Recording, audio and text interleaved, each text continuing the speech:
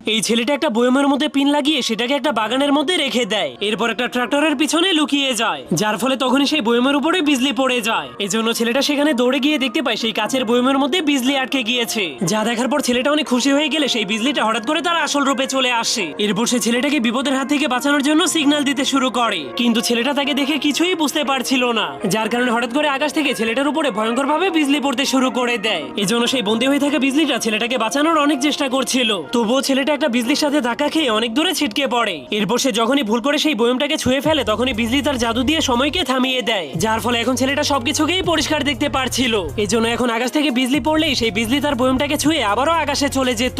যা দেখার পর ছেলেটা বুঝতে পারে তার বন্দি করে রাখা বিজলিটা তার জীবন বাঁচানোর চেষ্টা করছে। এই জন্য সে অনেক খুশি হয়ে বয়মের মুখ খুলে সেই বিজলিটাকে মুক্ত করে দেয়। তখন সেই বিজলিটা তাকে বাই বলে ফুল স্পিডে সেখান থেকে চলে যায়। এই জন্য সে চলে যাওয়ার কারণে ছেলেটার মনটা অনেক খারাপ হয়ে যায়। কিন্তু তখনই হঠাৎ করে আকাশে অনেকগুলো বিজলির বম ফুটতে শুরু